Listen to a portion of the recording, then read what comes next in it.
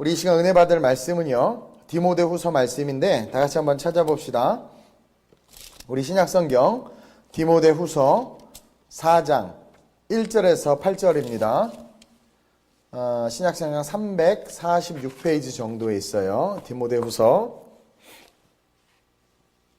우리 4장 1절에서 8절 같이 함께 교독하겠습니다. 제가 먼저 봉독합니다. 디모데후서 4장 1절이에요.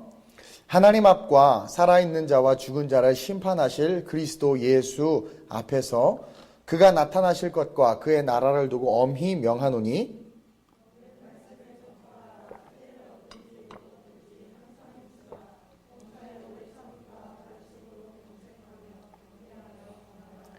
때가 이르리니 사람이 바른 교훈을 받지 아니하며 귀가 가려워서 자기의 사욕을 따를 스승을 많이 두고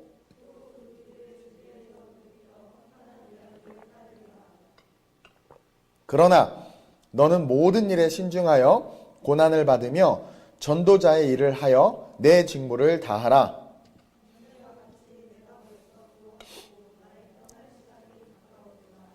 나는 선한 싸움을 싸우고 나의 달려갈 길을 마치고 믿음을 지켰으니 함께 이제 후로는 나를 위하여 의의 면류관이 예비되었으므로 주 곧 의로우신 재판장이 그날에 내게 주실 것이며 내게만 아니라 주의 나타나심을 사모하는 모든 자에게도니라.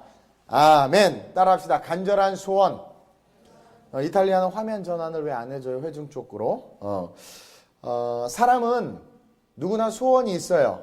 그렇죠? 여러분들 다 소원이 있죠? 바램과 기대가 있을 거라고 생각이 들어요. 우리 정훈이 이탈리아에서 오늘 대표 기도한 우리 정훈이의 간절한 소원은 뭘까요? 장가가는 거. 우리 은경이의 간절한 소원은 뭘까? 건반을 잘 치는 걸까? 시집 가는 거. 되게 화를 내세요. 이 예배 중인데. 표정이 왜 목사님 마음대로 남을 오해하고 그러세요? 뭐 이런 표정인데. 정훈아, 너는 올해 장가가는 게 네 간절한 소원이지? 거봐 아멘이라고 그러잖아요. 우리 서원이도 마찬가지일 거예요. 그리고 우리 효주는 아마 간절한 소원이 그 밀라노 이제 무대에 데뷔하는 거, 뭐 이런 거겠죠. 우리 이탈리아 성악가들의 간절한 소원은 뭘까요? 뭐 입상하고 어쨌든 유명해지는 거겠죠. 우리 동미하고 승은이의 간절한 소원은 시집 가는 거예요. 사실 뭐 다들 뭐 시집장가 가려고 노력하지만 소망을 거기에다 두면 여러분들의 인생에 큰 기쁨은 없을 거라고 확신이 옵니다. 사람은 누구나 소원이 있어요. 간절한 바람과 소망이 없는 사람 없을 거예요. 저도 소원이 하나 있어요. 거짓말 안 하고 제 소원은 아름다운 우리 교회가 주님 오실 때까지 정말 좋은 교회로 잘 성장했으면 하는 게 제 소원입니다. 그리고 여러분들도 알다시피 5대양 6대주에 많은 교회를 세우고 그 교회들을 통해서 많은 아이들이 꿈을 이루고 그들이 하나님 나라의 리더로 이렇게 좀 일어섰으면 좋겠어요. 그래서 국경음악학교를 만들려고 하는 거고, 그리고 끊임없이 선교센터와 교회를 세우려고 하는 거예요. 우리는 누구나 다 꿈이 있고 소원이 있어요. 특별히 지금 연초잖아. 우리 성난이도 소원이 있죠? 간절한 소원. 그놈을 만나는 거. 그렇죠? 연초에 다들 꿈이 있다. 살을 빼는 거, 뭐 올해는 돈을 얼마 모으는 거, 내가 원하는 직장으로 뭐 이직하는 거, 뭐 많은 소원과 소망들이 있다고 생각이 들어요. 그렇죠? 근데 그리고 그런 소망들을 위해서 우리가 기도할 거라고 생각이 들어요. 근데 성경을 보니까 우리 주님도 간절한 소원이 있다는 것을 저와 여러분들이 깨달아야 돼. 우리 주님께서 가지는 소원, 갖고 계신 소원, 창세 때부터 지금까지 변하지 않은 그 소원이 한 가지가 있는데 주님은요, 우리가 그 주님의 간절한 소원을 알길 원하세요. 여러분들의 부모님들도 여러분들을 향한 소원이 있어요. 그리고 그 소원을 이루어줬으면 하는 바람이 있지. 유명한 예화 있잖아요. 청개구리 맨날 말 안 듣다가 죽을 때 돼서 엄마가 양지 바른 곳에 묻어줘라 그러면 개울가에 묻을까 봐 개울가에 묻어다오 했더니 그때는 또 말을 지켜서 개울가에 묻어서 비 많으면 운다 뭐 이런 전설이 있잖아요. 그렇죠? 간절한 소원들이 누구에게나 다 있어요. 근데 우리는 늘 교회에 와서 우리의 소원, 우리의 희망, 우리의 꿈, 우리의 바람들을 막 하나님 앞에 아뢰는데 오늘 말씀을 통해서 또 신년 연초에 하나님은 우리에게 원하시는 어떤 마음을 주시냐면 나도 소원이 있다 이거예요. 우리 하나님, 우리 주님도 소원이 있다라는 거예요. 그리고 우리가 그 주님의 간절한 소원을 알길 원한다라는 거예요. 주님은요, 우리가 주님을 제대로 알길 원해요. 그냥 뭐 하나님의 아들, 예수 그리스도, 십자가 지신 분, 이렇게 지식적으로 아는 것이 아니라 그 지식적인 그 주님을 아는 그 알미, 믿음이 되길 원해. 그러니까 지식적으로 아는 것과 다시 말해서 동의하는 것과 팔로우하는 건 달라요. 지식적으로 하나님이 어떤 분이다, 예수님이 어떤 분이다, 교회는 이래야 된다, 성도들은 이래야 된다 아는 것과 그 아는 것을 삶으로 살아내는 건 달라요. 누가 살아낼 수 있느냐? 믿음을 가진 자, 믿는 자만이 그렇게 살아낼 수 있어요. 그래서 바울이 바울 될 수 있었던 건 진짜 예수 그리스도를 온전히 알고 믿었기 때문인 거예요. 사도들이 제자에서 사도로 바뀐 건 성령 충만, 성령 사건 이후인데 그들이 그렇게 될 수 있었던 건 그들이 아는 지식이 야다로서 피부와 피부를 접촉해서 알듯 진짜 예수를 아는 그 알미 믿음이 된 거죠. 믿음이 되는 그 삶이 되니까 어떻게 돼요? 그분을 위한 삶으로 그 삶이 전진할 수 있었던 거예요. 어쨌든 주님은 우리가 주님을 알길 원해. 그리고 그 주님을 아는 알미 믿음이 되기를 원해요. 믿음. 아는 것에서 그치는 것이 아니라 믿음. 그리고 그 믿음을 통해서 우리가 아버지의 집, 영원한 천국에 거하는 것, 그것이 우리 하나님, 우리 예수 그리스도, 우리 성령님의 간절한 소원이에요. 궁극적인 the goal, 우리의 삶에 하나님께서 원하시는 the goal이 뭐냐? 바로 아버지 집에 거하는 거예요. 그것 때문에 십자가 지셨어. 그리고 우리를 아버지 집에 영원히 거하게 하시려고 주님께서 십자가 지시고 우리에게 성령을 주셨어요. 그리고 주님 스스로가 승천하시면서 뭐라고 말씀하셨냐면 자기의 이제 그 하늘나라로 가는 그 삶에 대해서 요한복음 14장 2절에 한번 읽어봅시다. 시작. 내 아버지 집에 거할 곳이 많도다. 그렇지 않으면 너에게 일렀으리라. 아버지 집에 거할 곳이 많은 거야. 만약에 거할 곳이 없으면 우리에게 얘기했을 거야. 야, 너네들은 이스라엘 백성이 아니고 이방인들이기 때문에 천국 뭐다. 그냥 이 땅에서 잘 먹고 잘 살다가 마음껏 누리고 즐기다가 그냥 죽어. 그리고 지옥 가. 천국 올 사람은 14만 4천 명 딱 정해져 있어. 이단들이 말하는 그 14만 4천 명 아주 웃기죠. 그 숫자로 14만 4천 명을 말하는 게 아니에요. 나중에 제가 이야기할게요. 어쨌든 뭐 14만 4천 명은 천국 가니까 천국에는 집이 14만 4천 호밖에 없어. 그러니까 니는 올 필요 없어. 그래도 막 일렀을 거라는 거야. 근데 그러지 않는다라는 거야. 내 아버지 집에는 거할 곳이 많아. 저처럼 뚱뚱한 사람이 거할 곳도 있고요. 은경이처럼 날씬한 사람이 거할 곳도 있어요. 만약 그렇지 않으면 너에게 일렀으리라. 계속 내가 너희를 위하여 거처를 예비하러 가노니 가서 너희를 위하여 거처를 예비하면 내가 다시 와서 재림의 주님이죠. 너희를 내게로 영접하여 나 있는 곳에 너희도 있게 하리라. 집 지러 가셨어. 하비타드처럼. 집 지러 가셨어. 거처를 예비하러 가셨어. 이 땅에 오셔서 십자가 지시고 성령을 우리에게 보내주셔서 성령과 동행하게 하시면서 하나님께서 궁극적으로 바라는 삶은 뭐냐면 우리가 아버지 하나님과 함께 영원한 천국에서 행복한 삶을 살길 우리 주님이 원하신다라는 거예요. 그것 때문에 십자가 지셨고 이 땅에 오셨어. 그리고 그것 때문에 우리에게 명령하신 게 뭐예요? 마태복음 28장에 모든 민족으로 제자를 삼으라는 거예요. 그것 때문에 내가 아버지 집에 거할 것이 많아. 거기서 다 준비해놓고 다시 올 테니까 모두 다 내 형상과 모양을 따라 지음받은 모두가 다 우리 인친 집사님부터 시작해서 우리 전수사님까지 모두가 다 아버지 집에 거해야 돼. 근데 전하는 자가 없으니까 어떻게 들어? 듣지를 못하는데 어떻게 믿어? 그래서 우리에게 하신 말씀이 뭐예요? 땅끝까지 복음을 전하라는 거야. 이미 복음을 전하는 사람은 어떤 사람이겠어요? 믿는 사람 아니겠어요? 여러분들 지금 이 시간 이 자리에 왜 앉아 있어요? 예수 믿으니까 앉아 있지. 예수 안 믿으면 여기 앉아 있는다는 것 자체가 가장 어리석은 거고 바보 같은 일이야. 이탈리아 그 좋은 곳, 벨라 그 아름다운 유럽에서 이 시간에 왜 그렇게 거기 죽치고 앉아 있어요? 빨리빨리 나가서 얼마나 멋있어요. 누가 그랬더라. 우리 선교팀이 그러는데 한국팀이 처음 이탈리아 선교를 간 거예요. 했더니 뭐라 해줬어요? 어머, 여기는 청소부 아저씨도 영화 배우야. 막. 나 진짜 웃겨가지고 정신 차려야 돼, 정신. 그렇죠? 별로 이탈리아는 안 웃어. 어쨌든. 그러면서 막 정신을 못 차리죠. 그 좋은 그 나라 가서 막 쇼핑하고 하여튼 막 놀고 막 그래야지. 왜 이 아름다운 이 계절에 거기 앉아있냐 이거야. 우리가 여기 앉아있다는 건 어느 시점인지는 모르지만 주님이 우리에게 실제가 됐고 우리가 예수를 그리스도로 고백했으니까 여기 앉아있는 거란 말이에요. 그렇죠? 조금 더 확대해서 말하면 우리는 천국 백성이야. 아버지 집에 거할 수 있는 자들이란 말이에요.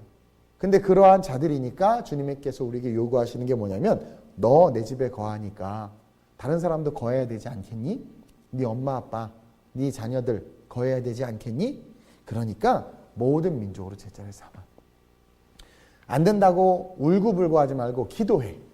그리고 삶의 자리에서 복음이 삶이 되게 삶을 살아. 그러면 우리를 통해서 세상이 예수를 읽고 우리를 통해서 사람들이 복음을 읽고 예수를 믿게 되는 거예요. 그러니까 신앙생활 잘해야 돼. 그렇죠? 남편들이 신앙생활 안 하는 이유가 극성맞은 아내 때문이죠. 아이들도 신앙생활 잘 못하는 이유가 너무 열심히 엄마 때문일 수도 있어요. 지혜로워야 된단 말이에요. 예. 어쨌든 그렇게 해서 우리에게 명령하셔서 땅끝까지 복음을 전파하라고. 그게 우리 주님의 간절한 소원이야. 우리 주님의 소원. 오늘 바울도요. 예수님을 심장으로 사랑했잖아. 우리 바울이. 그리고 그 주님을 위해서 죽는 게 바울에겐 영광이었어. 여러분들하고 전혀 달라.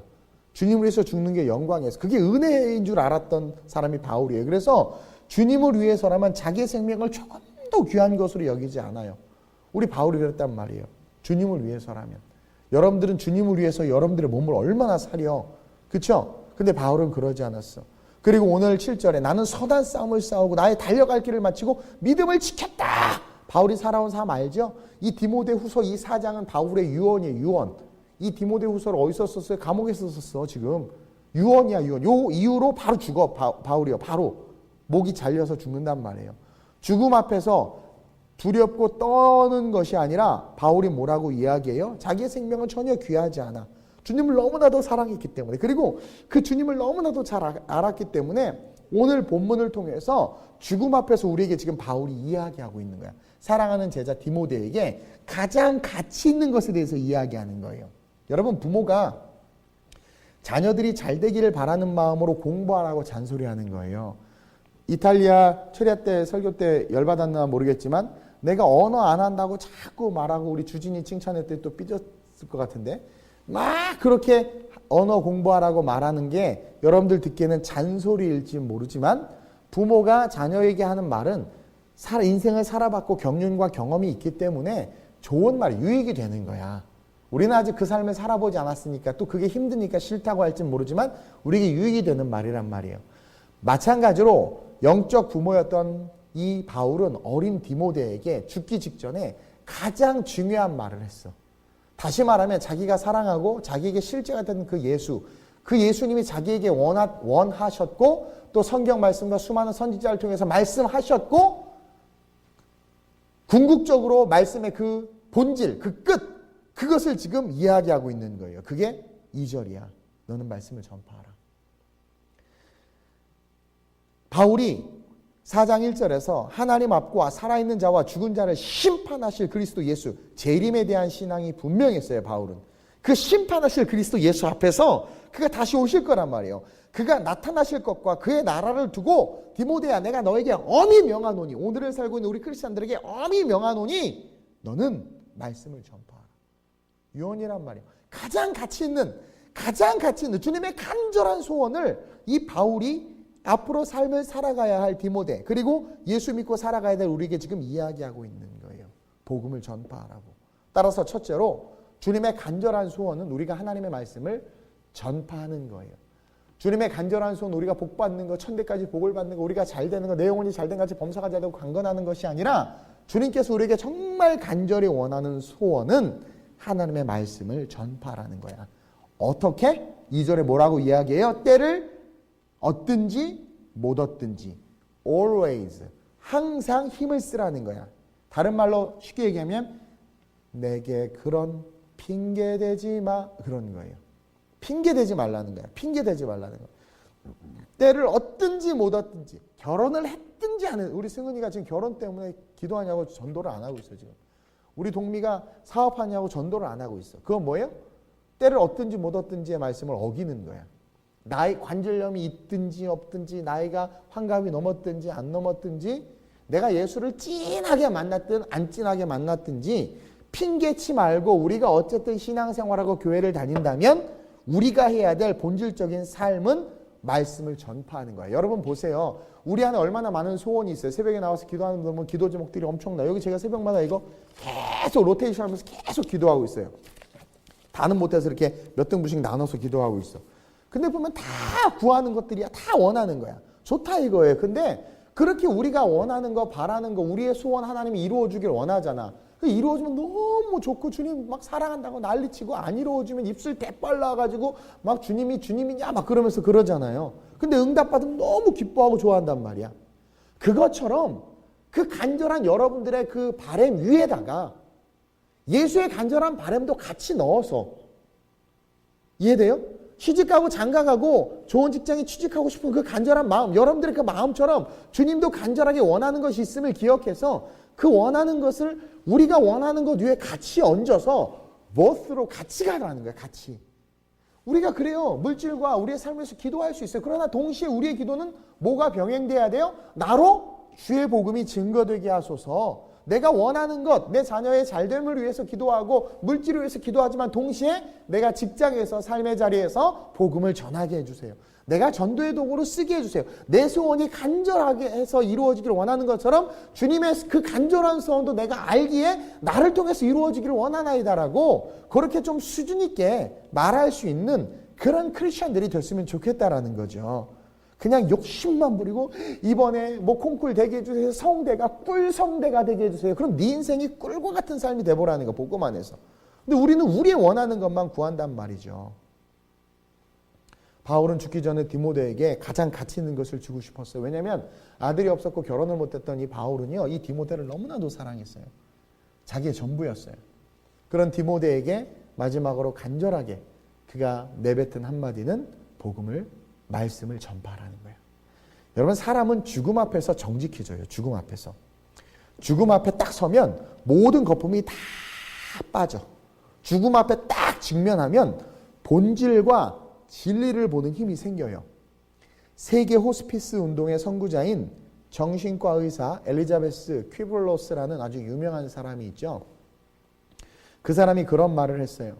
인간이 살아있는 동안 애써서 추구하는 것들은, 그러니까 인간이 살아있는 동안 막 애써서 막 추구하는 것들은 정작 죽을 때는 아무런 의미가 없는 것들이다.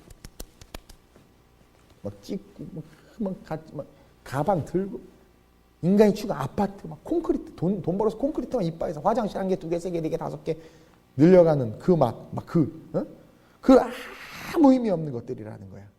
죽을 때는. 그러니까 살아있는 동안 애써서 추구하는 것들은 정작 죽을 때는 아무런 의미가 없어. 이게 얼마나 허무해. 평생을 죽은 자들을 지켜보면서 그가 깨달은 거야. 죽은 자들을. 그러면서 뭐라고 말하냐면 사람은 죽음이 가까워져서야 비로소 소중한 것들의 가치를 깨닫는다라고 말을 해요. 인생을 후회하는 사람들을 너무나 많이 봤다는 거야. 돈은 많이 벌었는데 자기 새끼들이 돈 다 갖고 가고 자기는 알아봐 주지도 않는 거죠. 그리고 억만금을 벌어도 내 건강, 내 생명 지키지 못한다는 걸 깨닫는 거죠.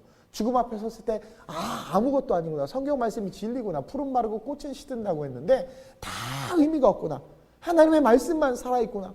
와, 이제 낙원과 음부가 보이면, 이제 천국과 지옥이 보이면, 와, 이건 진짜 이게 실제였구나. 그때서야 후회한다라는 거야. 그때서야. 그러니까 바울이 죽음 앞에서 지금 자기 이제 가택연금되어 있는 상황에서 이제 그 우리 천국의 계단 그 지하교회 거기 갇혀 있었잖아요. 거기 있다가 이제 끌려가서 죽어야 돼. 그 상황에서 가장 가치 있는 것은 복음을 전하는 거야.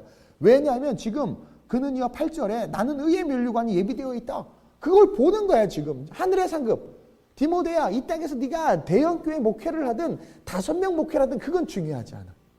복음을 전하는 삶, 주님의 간절한 소망이 네가 바라는 소망 위에 같이 얹어져서 주님의 소망과 네 소망을 함께 삶 속에서 이루어내는 삶, 그 삶이 가치 있다고 지금 이야기해 주는 거예요. 2018년 이 연초부터 우리가 걸어감에 있어서 청구서만 막 올리는 기도하지 말고 우리의 바람과 간구가 간절하고 이루어졌으면 하는 것처럼 주님의 간절한 간구와 바람이 무엇인지를 깨닫고 같이 그것을 이루어내는 더 늦기 전에 지금부터 본질의 삶을 찾아서 삶을 살아내는 그런 저와 여러분들이 됐으면 좋겠다라는 거예요. 한마디로 말해서 전도와 선교의 삶이야말로 우리 크리스찬들이 살아야 하는 본질의 삶이라는 거예요. 주님 앞에 섰을 때 다 없어져. 뭘 했고요, 다 의미 없어. 제가 대통령이었고요, 뭔가 다 의미 없어. 얼마만큼 말씀에 순종했느냐. 몇 명 전도했니? 복음을 위해서 어떠한 삶을 살았니? 주님은 그것을 묻는다라는 거죠. 성경은 온통 그 이야기들로 가득해. 수많은 선지자들, 예언자들의 메시지가 그거야. 그리고 주님도 부활승천하시면서 우리에게 너희는 온 유대와 사마리아와 땅까지 이르러 복음을 전파하라고. 그렇죠? 그러니까 주님의 간절한 소원이란 말이야. 그래서 저는 아름다운 우리 교회 비전 클럽이라는 것을 만들었어요. 뭐 이럴 땐 좀 자세히 얘기했는데 비전 클럽이라는 것을 만들었어요. 우리 교회는 비전 클럽이 있어요. 우리 주보 한번 볼까요? 24면에 제가 써놨어. 원래 이거는 그때 끝났는데 우리가 새로운 시작, 새로운 부흥이라고 그래가지고 다시 개척한다는 마음을 가지면서 하나님께서 이 멤버들을 다시 도전을 주고 모아야 되겠다라는 마음이 들어서 제가 다시 실었어요. 사실은. 비전 클럽을 만들었는데 이게 뭐냐면 비전 클럽은 주님의 명령에 순종하여 땅끝까지 복음을 전하기 위해 교회와 선교센터를 개척하고 세우는 거룩한 사역입니다. 복음을 전할 수 있는 나라에서는 교회를 세우지만 불교 국가나 그 베트남이나 캄보디아 같은 데서는 세우기가 쉽지 않아요. 그럴 때는 이제 선교센터나 NGO 단체를 세워야 되니까 그렇게 이야기한 거예요. 기도하며 원하는 나라를 품는 거죠. 우리 한 사람 한 사람이.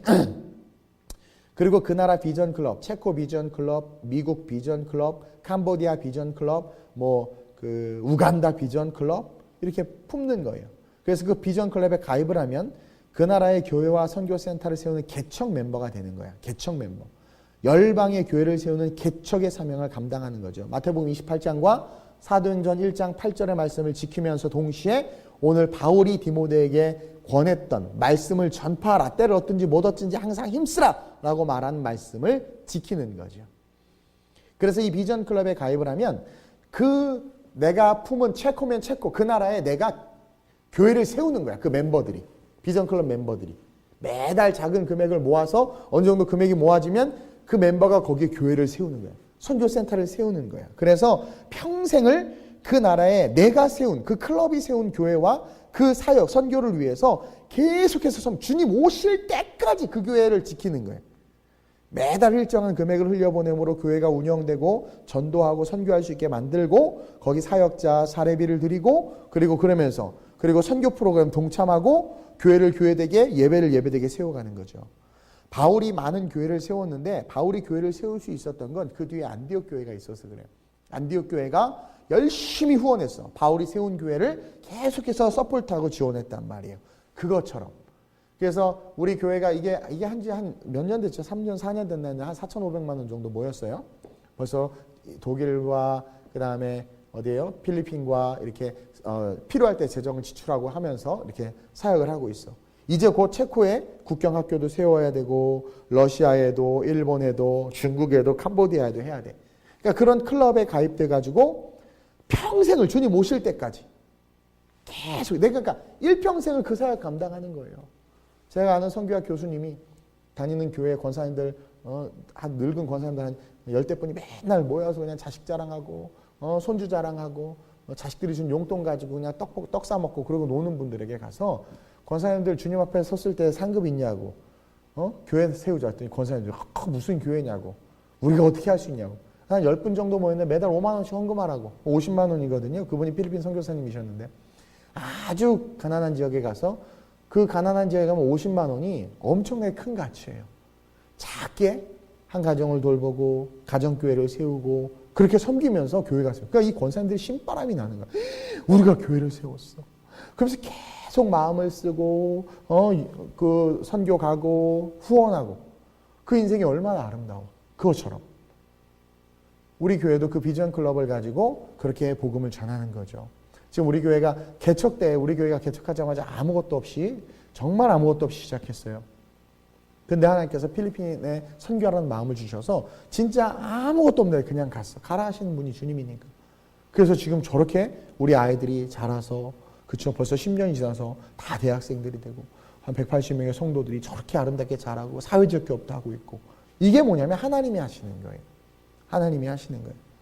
그러니까 주님 앞에 섰을 때 우리는 어떤 상급이 있는 이 상급이 있는 거예요. 그러니까 나는 여러분들이 이 비전 클럽에 다시 가입했으면 좋겠어요. 지금 우리 많은 성도들이 가입해서 헌금을 하고 있어요. 그래서 존 1은 아시아 지역, 가난한 지역이에요. 여기는 매달 우리가 5만 원씩 후원을 해요. 매달. 이게 내가 작정하는 거야. 이게 우리 비전 클럽 그 헌금 봉투인데 매월 첫째 주 이렇게 우리가 작정을 하는 거예요. 1년에 12번. 그렇게. 근데 매년 주님 오실 때까지, 죽을 때까지 결혼하고 나이 들어도 안 올라 이건. 똑같아. 얼마나 감사해. 근데 내 삶 속에 내가 그렇게 교회를 세우는 거죠. 그리고 이탈리아나 독일이나 미국이나 러시아 이런 나라들은 70유로, 10만 원 정도.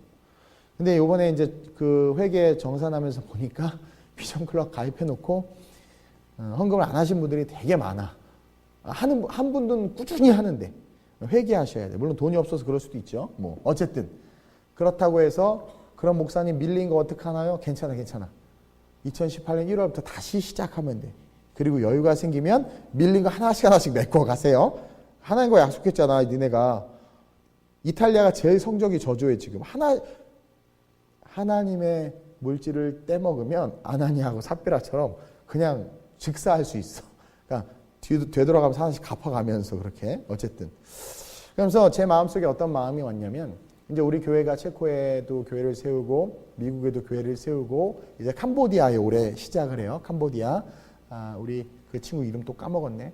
그 프놈펜에서 2시간 정도 막 시골로 내려가면 아주 작은 마을이 있어요. 아주 작은. 거기 다행히 교회가 있어.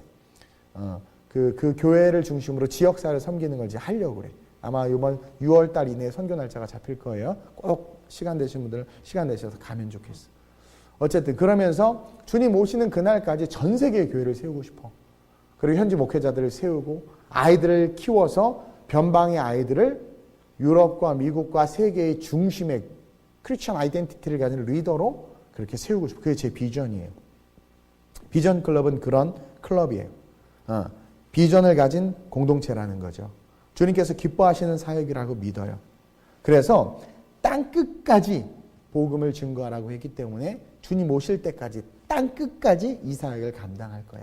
5대양 6대주의. 그 일에 여러분들이 동참했으면 좋겠어요. 주님이 너무 기뻐할 것 같지 않아요? 너무 기뻐할 것 같지 않아요? 그래서 그러니까 너 뭐 하다 왔냐? 교회 세웠는데 이게 얼마나 은혜야. 저는요. 제가 IT를 전공하고 잠깐 젊을 때 벤처 기업을 했었어요. 그때 한참 인큐베이팅 센터 막 이제 그거 할 때. 그래서 저는 어떤 생각을 했냐면 돈을 많이 벌어서 교회를 많이 세워야지. 헌금을 많이 해가지고 막 교회를 세워야지. 그랬단 말이에요. 그때는 제가 목사가 될 줄 꿈에도 몰랐어요. 깜짝 놀랐어요. 근데 하나님께서 저를 콜링하셨죠. 그래서 다 내려놓고 주의 종의 길을 갔는데 그때 그 꿈을 하나님께서 계속 이어가시는 것을 내가 발견했어. 교회를 계속 세워가고 있잖아. 그리고 우리가 현지 교회들을 막 돕고 있잖아. 그러니까 그 꿈은 사라지지 않아요. 얼마나 감사한지 몰라. 그러니까 하나님의 간절한 소원은 하나님이 그 소원을 사모하는 자에게 그 사모하는 자의 컨디션이 어떠하든 그 사람이 어떠한 삶을 사는 그건 지속시켜 나가. 물질이 마른다고요? 하나님의 간절한 소원이 있는 곳에 물질을 흘려보내보세요. 절대로 마르지 않아요. 제가 오늘 일부 예배 때 재정보고했죠? 우리 교회는 오병이에요. 10년 동안. 정말 매달 한 700만에서 1000만 원 적자가 나는데 정말 신기하게 까마귀를 통해서 하나님께서 어떻게든 하게 하셔. 그래서 여지껏 왔어. 우리 교단에서 우리 교회가 역사에 진짜 500만 원 들고 개척해서 여기까지 10년 만에 온 거는 정말 하나님께서 일하시는 거예요. 일하시는 거예요. 왜? 간절한 소원을 갖고 있으니까. 누구의? 주님의. 아니 자녀가 자기가 다 사달라면 장례감 사달라고 막 땡깡 치면 부모 열받는데 그 자녀가 용돈을 모아서 부모님의 마음을 위해서 뭔가를 선물했다고 해봐. 아이고 얼마나 기뻐요 그 부모가. 우리가 하나님 앞에서는 먼지여갖고 정말 보잘것없는 정말 죄의 짱아치 아주 진짜 사라져도 그 가치 없는 그런 존재이지만 우리가 그러한 컨디션이지만 그 속에서 주님을 찬양하고 아버지께서 원하신 일을 살아간다, 해낸다. 우리 주님의 관점으로 보면, 주님의 입장에서 보면 정말 주님 완전히 뒤로 500바퀴 돌고 덤블링하고 춤추고 천사들 봐라 우리 내 아들이 이런다면서 막 난리 나실 거예요. 난리 나실 거예요. 그런 간절한 소원이 우리에게 있어야 된다는 거죠. 주님의 간절한 소원은 복음을 전파하는 거예요. 말씀을 전파하는 거예요. 어떨 때? 때를 얻든지 못 얻든지. 이탈리아 애들, 저 이탈리아 말 하나도 못하는데요. 재수는 할 줄 알잖아. 재수가 아니라 재수. 하여튼 계속해서 외치고 다니는 거죠. 독일 마찬가지고. 그리고 둘째로 주님의 간절한 소원은 우리가 강해지는 거예요. 우리가 강해지길 우리 주님이 원해요. 우리 부모들 아이들이 강해지길 원하잖아요. 강하길 원하잖아요. 강하게 성장하길 원하죠. 우리 주님도 똑같아요. 5절 볼까요? 지금 우리가 살아가야 되는 삶이 보세요. 2절 보세요. 말씀을 전파하라고 그랬어요. 때를 얻든지 못 얻든지 전파하라고 그랬어요. 그렇죠? 근데 전파하기 위해서는 항상 힘을 써야 되죠. 오래 참을 수 있어야 되죠. 가르칠 수 있어야 되죠. 경책해야 되죠. 경계해야 되죠. 권해야 돼요. 이거 다 능력에 해당하는 거거든요. 근데 그렇게 해야 되는 우리의 삶의 컨텍스트가 어떤 상황이냐면 그때는 사람이 바른 교훈을 받지 않아. 그러니까 우리가 말하는 건 바른 교훈이야. 근데 그 바른 교훈을 말해야 되는 우리가 살아가야 되는 삶의 컨텍스트는 뭐예요? 바른 교훈을 듣지 않아. 여러분들 내 말 안 듣잖아. 올바른 말해도 안 듣잖아요. 권면하고 올바르게 이야기해도 안 듣고 자기 고집대로 살잖아. 그러니까 바른 교훈을 받지 않아. 귀가 가려워서 자기 사욕을 따르는 스승을 많이 둬. 예수가 스승이 아니야. 이스라엘 백성들이 예수도 믿으면서 바알도 섬긴 것처럼 똑같아. 일간 스포츠 오늘의 운세를 성경의 큐티 말씀보다 더 진리로 여겨. 동쪽에서 귀인이 온다. 그럼 계속 동쪽만 보고 있어. 일간 스포츠 보고. 이게 우리의 실존이에요. 또 4절에 그 귀를 진리에서 돌이켜 허탄한 이야기를 따르느니라. 그 얘기 들었어. 그 소문 들었어. 그랬대. 복음에 대한 이야기, 진리에 대한 이야기를 듣는 것은 싫어하고 성경 말씀 읽는 건 엄청 싫어하면서 유튜브 게임하는 거 엄청 좋아하죠. 허탄한 이야기들을 따르는 거예요. 이런 컨텍스트 속에서 5절 시작. 그러나 너는 모든 일에 신중하여 고난을 받으며 전도자의 일을 하며 내 직무를 다하라. 우리에게 주어진 직무를 다하려면 어떻게 해야 돼요? 강해져야 돼. 저와 여러분들 주님께서 원하시는 것은 강해지는 거야. 사랑하는 아들아 사랑하는 딸아 강해지라는 거야. 골리앗을 무너뜨릴 만큼 사자굴에 들어가는 것을 두려워하지 않을 만큼 왕의 칙령이 찍혀있지만 네가 늘 하던 대로 창문을 열어놓고 예루살렘을 향해서 기도해야 되는 그 강함. 옳은 것은 옳고 그른 것은 그르다라고 말할 수 있는 그 강함이 너희 안에 있어야 된다는 거죠.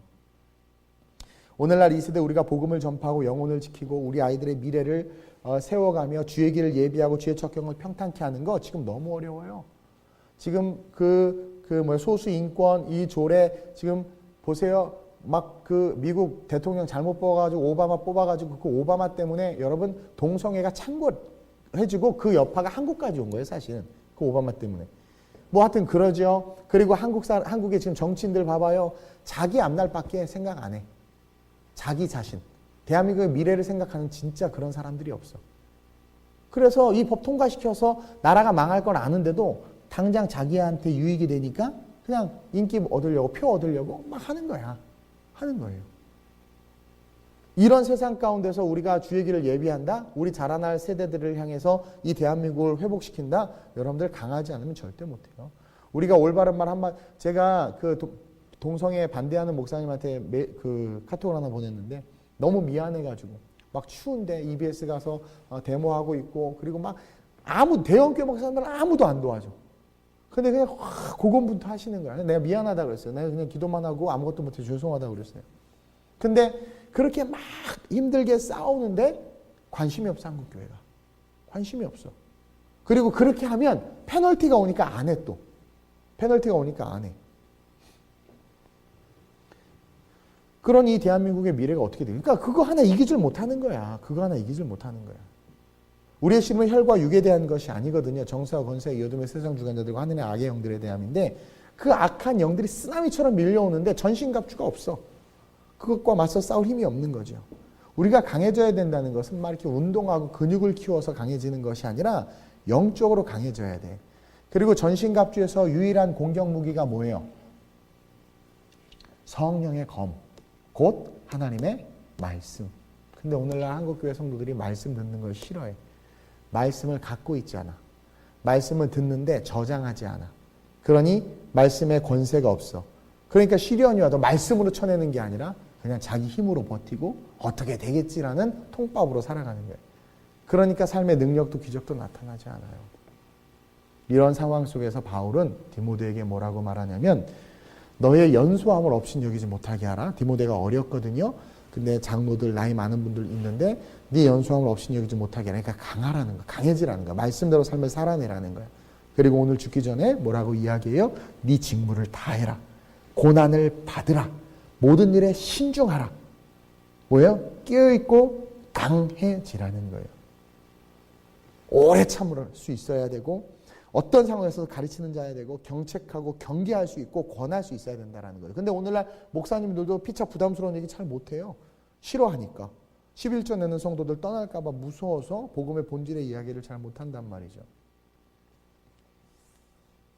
그러니 한국교회가 이렇게 약해지고 무너지는 거죠.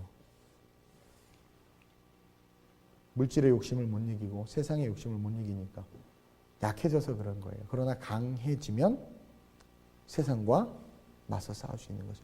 우리 이탈리아는 콩쿨 딱 가니까 두려워? 그 비니아스 딱 가니까 두려워요? 뭐 비니아스 뭐 아무것도 아니지. 그 담대함이 있어야 되는데 내가 그랬죠? 우리가 도전했을 때 성공하면 행복하고 실패해도 괜찮아. 제가 뭐라 그랬어요? 실패하면 뭘 얻는다고 그랬어요? 우리는 현명해지는 거야. 실패를 통해서 새로운 것을 배우니까. 좋은 거예요. 근데 떨어졌다고 으아 떨어져서 역시 나는데 이게 바보 어리석은 거예요.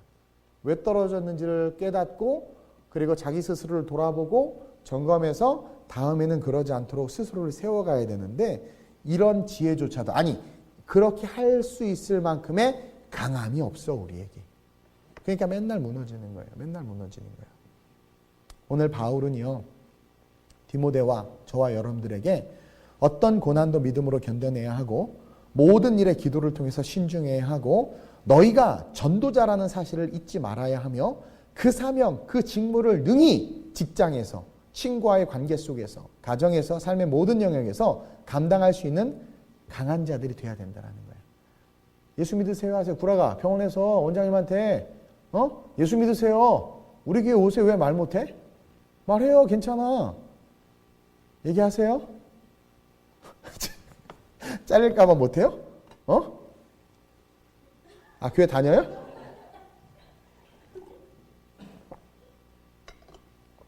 니네 베르디 선생님 우리 교회 왜 안 데리고 와? 응? 예배 데리고 와. 전도해. 복음을 안 전해, 복음을. 독일, 예리야. 너희 예리한 독일어로 예리하게 예수님이 구원이야. 전하고 이렇게 해야지. 안 돼요, 안 돼. 우리가 복음을 전하면 오늘 이 세대 알죠? 미국에서 복음 전하는 것 때문에 체포되고 자기의 복음의 신념을 지켜서 동성애자 케이크, 결혼식 케이크 안 만들어줬다고 또 체포되고 벌금 받고 이게 말이 돼요? 그러니까 법이 한번 만들어지면 그래서 문제인 거예요.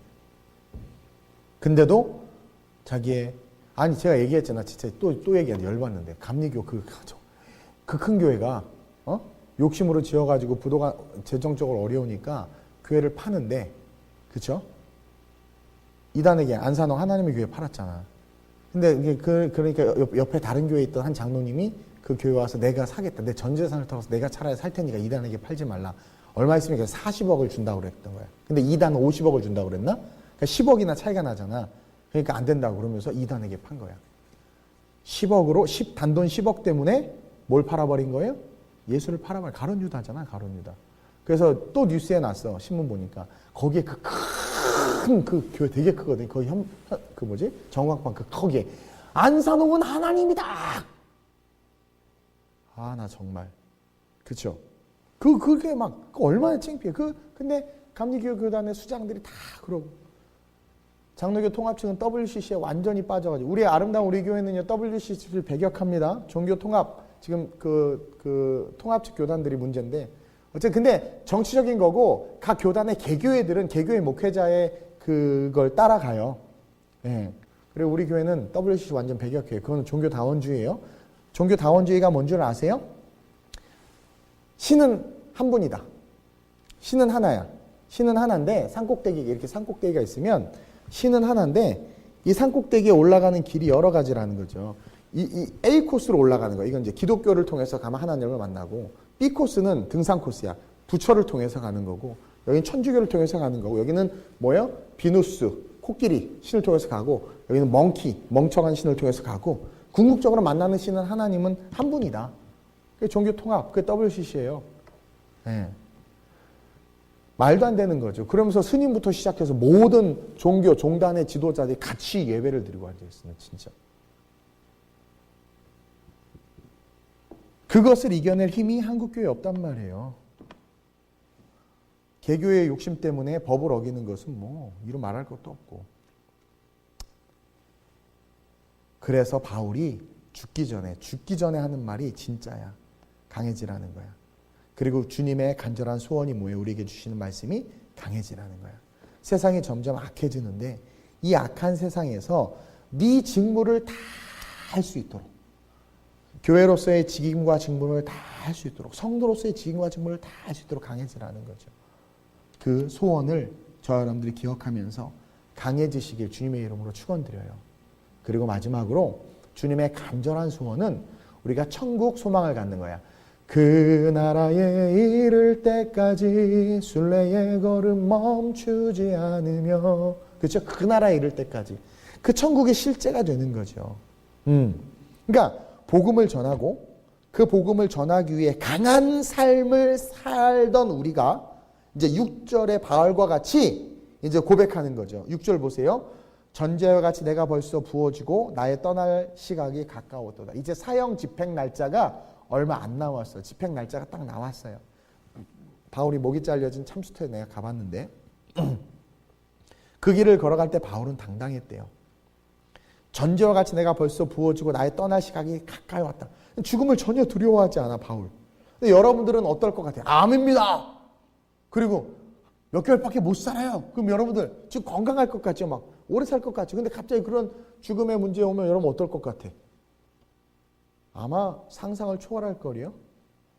근데 그 상황에서 바울은 오히려 기쁨이 있는 거야. 왜냐하면 복음을 전하기 위해서 힘썼고 선교적 삶을 살았고 복음으로 강한 삶을 살았어. 그리고 내가 죽는다고 하니까 너무 좋은 거야. 왜? 주님 만나니까 너무 좋은 거야. 여러분 이게 우리 크리스찬들의 비밀이에요. 그래서 로마에서 크리스찬들을 죽일 때 죽이다가 포기했잖아. 왜? 죽음을 안 나도 크리스찬입니다. 나도 크리스찬입니다. 죽음을 기꺼이. 여러분도 알다시피 그 원형 경기장에서 사자밥이 되면서도 찬송을 부를 수 있었던 건 천국이 실제가 돼. 강한 크리스찬이었기 때문에 그런 거예요. 카타콤 가봤죠? 거기 카타콤에 가서 그 지하에서 그 세상에 빛도 안 들어오는데 거기 아이들이 희망에 베드로에게 피터에게 쓴 벽에다 쓴 글을 봤어. 네. 와, 베드로랑 같은 시대를 살았어. 난 너무 감동이 오는 것 같아 막. 그래서 꼬마아이가 피터, 베드로, 뭐 우리는 이러기를 원해 이런 것들을 이게 막 벽에 써 있어요. 막 와, 아무렇지도 않은 거야. 그 감옥, 그 지하 무덤 지하 땅속에서 살면서. 오늘 바울도 보세요. 나는 이제 떠날 날이 얼마 안 남았는데 7절 선한 싸움을 싸우고 나의 달려갈 길을 마치고 믿음을 지켰다. 얼마 멋있어. 근데 우리 규현이는 야동 안 봐야지. 우리 규현이는 게임 안 해야지. 내가 선한 싸움이 게임을 안 해야지. 내가 이제 자매를 안 쳐다봐야지. 규현이 안 웃네? 웃을 줄 알았더니 교회 나가겠다 이제. 이게 뭐 쓸데없는 거. 우리 승은이는 이 남자, 저 남자. 그렇죠? 우리 동미가 지금 고민하고 있어요. 정혁이냐 용진이냐 막 선한 싸움을 싸워. 막 누구는 막 생명을 걸고 막 선한 싸움을 싸우고 달려갈 길을 막 그렇게 걸어가는데 말이야. 뭘 위해서 싸우냐라는 거죠. 저와 여러분들은. 근데 바울 보세요. 얼마나 멋있어요. 난 선한 싸움을 싸웠다. 달려갈 길을 마쳤다. 직무를 지킨 거지 아까 말한. 그리고 믿음을 지켰대요. 믿음을. 그러니까 8절에 뭐라고 말해? 이제 후로는 이제 죽음 이후죠. 나를 위하여 의의 면류관이 예비되었으므로 천국을 바라보고 있는 거야. 곧 의로우신 재판장이 그날에 내게 주실 것이며 내게만 아니라 주의 나타나심을 사모하는 모든 자에게로다. 그러니까 이 바울이 얼마나 이타적이에요. 나는 그런데 나뿐만이 아니야. 야, 너네들도 디모데 모든 사람에게 예비된 거야 이거는. 이렇게 살면 주님께서 의의 면류관으로 영원한 천국에서 우리를 축복해 주신다라는 거죠. 그러니 두렵겠어요? 기쁨이 있지. 천국의 C.S. 루이스가 그러잖아요. 오늘날 우리 크리스찬들이 이렇게 타락한 것은 그들이 천국을 잃어버렸기 때문이라고. 천국이 실제가 되지 않으니까 타락하죠. 천국이 실제가 돼 보세요. 타락할래야 타락할 수가 없죠. 근데 천국을 우리가 지식으로는 아는데 우리의 삶에 실제가 안 되니까, 그렇죠? 그것을 위한 삶에 대한 인식이 없는 거야. 그러니까 우리의 삶이 막 가는 거야, 막 가. 그래서 주님의 간절한 소원 세 번째가 우리가 천국을 바라보기를 원한다는 거야, 우리 주님이. 이 바울을 통해서. 천국을 바라보고 소망하며 꿈꿀 수 있어요. 천국에 대한 꿈을 가져야 돼. 성경에 천국에 대한 모습은요, 계시록 21장, 22장이 전부예요. 그리고 그것을 해석할 수도 없어요. 그것은 우리가 그대로 받아들여야 되는 본문이에요. 그리고 뭐 이사야나 이런 데 나온 천국에 대한 비유라고 말하는데 사실 그건 천국이 아니라 천년왕국에 대한 이야기예요. 요한계시록 21장, 22장에 나온 것 중에서 22장 12절에서 16절을 보면 그런 말씀이 있어요. 한번 같이 볼까요? 시작. 보라, 내가 속히 오리니 내가 줄 상이 내게 있어 각 사람에게 그가 행한 대로 갚아주리라. 이제 마지막, 요한계시록 마지막 장이죠. 22장. 마지막 장에서 이제 이야기한 거, 계시받은 것을 쓰는데 뭐라고 주님이 말씀하시냐면 내가 속히 오리니, 주님 다시 오신다는 거예요. 계속 성경에서 반복되고 있죠. 분명히 오세요. 근데 어떻게 오시냐면 내가 줄 상이 나한테 있어. 그러니까 은경이한테 줄 상이 예수님에게 있는 거야. 내가 줄 상이 내게 있어. 그러면서 각 사람에게 그가 행한 대로 갚아주리니. 그렇죠? 나는 알파와 오메가요, 처음과 마지막이요, 시작과 끝이라. 자, 행한 대로 갚아주겠다고 알파와 오메가가 나온 건 뭐냐면 다 아신다라는 거야, 우리에게. 천국엔 두 가지 책이 있죠. 생명책과 행위록이 있어요. 행위록. 행위록에는 우리의 모든 행위를 적은 거야. 이 행위록은 지옥을 보내기 위해서 쓰는 책이에요, 사실은. 이 행위록은. 생명책 이름이 기록된 자들은 행위록 필요 없어. 그냥 천국 가면 돼. 근데 네가 어떤 죄를 지었는지를 다 기술한 게 행위록이에요. 행위록. 그래서 다 아신다라는. 그래서 행한 대로 갚아주리라. 계속 시작. 자기 두루마기를 빠는 자들은 복이 있으니 이는, 좀 읽으세요. 같이 시작. 이는 그들이 생명나무에 나아가며 문들을 통하여 성에 들어갈 권세를 받으려 함이로다. 개들과 점술가들과 음행하는 자들과 살인하는 자들과 우상숭배자들과 및 거짓말을 좋아하며 지어내는 자는 다 성 밖에 있으리라. 천국에서 던져버리겠다라는 거죠. 미련한 5 처녀들이 여기에 해당하죠. 기름을 준비하지 않으니까, 성령 충만함과 성령을 쫓지 않으니까 점술가들, 음행하는 자들, 살인하는 자들, 우상숭배하는 개들은 어떤 뭐 여러 가지 의미가 있지만 이기적인 자들, 자기만 생각하는 자들, 거짓말하는 자들, 지어내는 자들 다, 그렇죠? 성 밖에 있으리라. 계속 시작. 예수님이 직접 말씀하시는 거예요. 요한을 통해서 시작. 예수는 교회들을 위하여 내 사자를 보내어 이것들을 너희에게 증언하게 하였노라. 나는 다윗의 뿌리요 자손이니 곧 광명한 새벽별이라 하시더라. 이 루시퍼가 지가 예수라고 말하면서 광명한 새벽별, 계명성, 너 아침의 아들 계명성이여 어찌하여 북극성 위에 그렇게 높이 앉았으며 하면서 떨어졌죠. 우리 한국에 아주 유명하신 자칭 예수님 있죠. Jesus Morning Star 해가지고 뭐 정명석이라고 JMS, 정신 나간 사람이죠. 그렇죠? 다 여기서 따온 거야. 근데 우리 주님만이 어둠을 밝히는 진정한 생명의 빛이시라는 거죠. 그 주님이 반드시 다시 오세요. 바울은 그걸 알았어. 그래서 오실 때 어떻게 오시느냐? 내게 줄 상이 있는 거야. 그러니까 그분이 주신 상이 뭐냐면 8절에 나를 위하여 의의 면류관이 예비되었으므로 주님이 주실 수 있는 거죠. 주 곧 의로우신 재판장. 오늘 8절에 심판주로 오시잖아요. 재판장 예수님이 그날에 내게 주실 거라는 거예요. 왜? 계시록 22장 12절에 내가 속히 오리니 내가 줄 상이 내게 있어 각 사람에게 행한 대로 갚아주리라. 그러죠? 내게만 아니라 주의 나타나심을 삼하는 모든 자에게도. 이게 천국 소망을 가지고 살라는 거야. 그러면 너희가 이 땅에서 수고하고, 생각해보세요. 이 땅에서 아무리 우리가 오래 살아도, 끼케야 100년인데, 영원의 삶과 비교하면 보이지도 않아. 몇 년도에 태어나서 몇 년도에 죽었다. 이 짝대기는요. 이터널 라이프, 영원한 삶에 비하면 보이지도 않아. 그러니까 그 영원한 삶을 위해서 그 짝대기 인생을 살아야 돼. 이해돼요? 이 짝대기 고난받고 영원히 행복하면 고난 받겠네. 이 짝대기 복음에 순종하고 복음을 전파하고 강한 삶을 살면 의의 멸류관 생명의 멸류관 영원한 천국에 있으면 그렇게 하겠네. 근데 여기 육신의 소욕을 쫓고 개처럼 살고 거짓말하고 그러면 어떻게 돼요? 우리의 삶은 성 밖에 버려지는, 음부에 지옥에 던져지는 그런 인생이 된다는 거죠. 지금 우리가 살아가야 되는 삶이 녹록지 않고 이 세상이 악해요. 유럽 알죠? 지금 우리 한국도 이 법이 통과되고 지금 그러니까 여러분들 정치인들 잘 뽑아야 되고 교육 장관들도 잘 뽑아야 되고 우리가 깨어서 기도해야 돼. 나라와 민족을 위해서. 지금 근데 하나님이 지키실 거라고 저는 확신해요. 대한민국을 아름답게 세우시고 회복시키실 거라고 믿어요. 그러나 우리가 일하지 않으면 아무 일도 일어나지 않아요. 오늘 이 말씀을 붙잡고 저와 여러분들이 간절한 소원, 내가 그렇게 이루어지길 원하는 내 소원이 있는 것처럼 우리 주님도 소원이 있다. 그 첫 번째 소원은 우리가 때를 얻든지 못 얻든지 복음을 전파하는 것이고 그 복음을 전파할 수 있을 만큼 우리가 강해지는 것이고 그리고 영원한 천국을 바라보면서 사는 것이 우리 주님의 소원이다.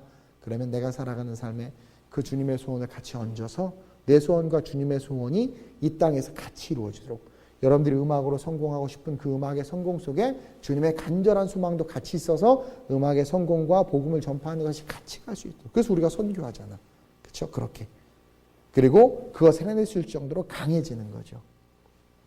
그리고 넘어지고 쓰러지고 실패하면 어때? 천국이 준비되어 있는데. 그렇죠? 나는요. 이게 필리핀이나 이렇게 오지에 우리 선교 엄청 힘들잖아. 막 해도 감사한 게 곧 끝나 선교가. 그 한국에 오면 너무 좋아. 너무 좋아. 집에 여러분들 이렇게 밖에 갔다가 다시 집에 오면 너무 좋잖아. 그러니까 그것을 바라보고 견디는 거야. 한 3일만 잠 못 자면 되지 뭐. 3일만 땀 흘리면 되지 뭐. 이거 견뎌내잖아. 그러니까 천국이 실제가 되면 이 땅에서 견뎌내는 거지 뭐. 그래서 열심히 두루마기를 빨아야 돼. 그런 삶, 간절한 소원을 이루어내는 그런 삶을 사는 주님의 소원을 깨닫고 이런 그런 삶을 살아가는 저와 여러분들이 됐으면 좋겠습니다. 우리 오늘 이 말씀을 기억하면서 같이 한번 합심으로 전심으로 기도하겠습니다. 주님의 간절한 소원 3가지를 바울이 죽기 전에 디모데에게 권면했던 말씀 속에서 찾았어요.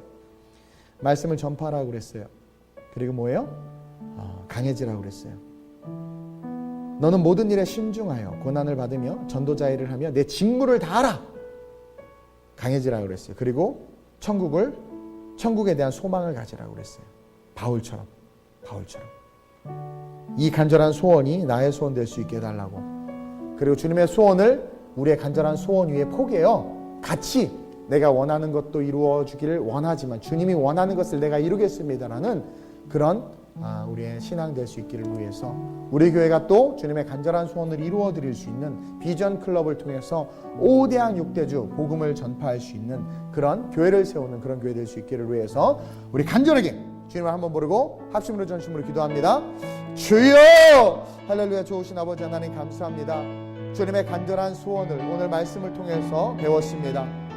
주님, 우리 안의 소원들, 우리가 바라는 것들 그렇게 많고 이루어지기를 원하면서도 우리는 주님의 간절한 소원에 관심 갖지 못했고 주님의 그 간절한 소원 이루어지기를 바라는 마음으로 기도도 행동도 하지 못했음을 회개합니다.